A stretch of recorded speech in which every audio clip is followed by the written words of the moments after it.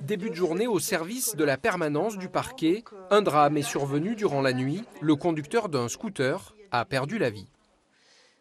2h49. Il a percuté, de ce que je lis, c'était un bâtiment. Oh là. Tout seul. Ouais. La route était en bon état, sans déformation ni trou. Grosse plaie frontale. Waouh. Tu leur dis que c'est moi qui reprends la main. À Nice, tous les accidents mortels et les infractions routières graves finissent sur le bureau de cette magistrate. Bonjour Major, c'est Madame Maillard, substitut, ça va?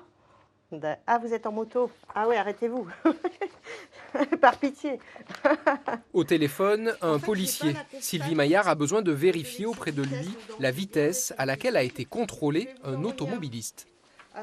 Les Alpes-Maritimes, c'est un département où il y a particulièrement, à mon sens, d'excès de vitesse. 170 au lieu de 50, c'est pas admissible. Je suis en train d'essayer d'adapter la réponse pénale au profil du conducteur.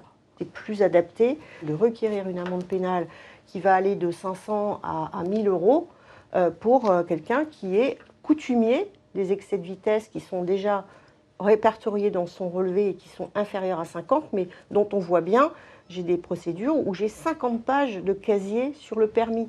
Ça, c'est quelqu'un qu'il va falloir que je trace beaucoup plus, parce que c'est quelqu'un d'ultra dangereux. Face à ce constat, les magistrats travaillent main dans la main avec les forces de l'ordre. Contrôle de vitesse, dépistage d'alcoolémie et de stupéfiants, mais aussi lutte contre un phénomène qui préoccupe les gendarmes, les rodéos urbains.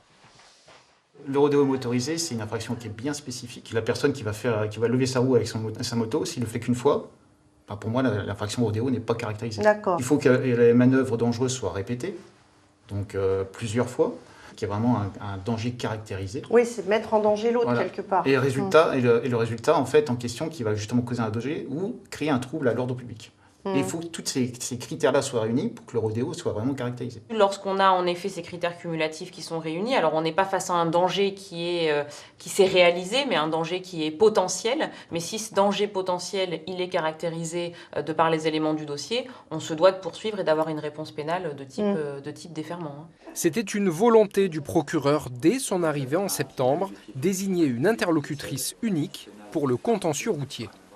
Il est indispensable dans cette matière d'avoir une vision globale, un suivi permanent pour nos interlocuteurs, que ce soit service d'enquête, préfecture, d'avoir un magistrat dédié qui a cette vision complète de la politique pénale, des acteurs et qui est en mesure d'assurer un suivi spécifique et fin sur cette thématique qui est absolument essentielle et qui concerne l'ensemble de nos concitoyens.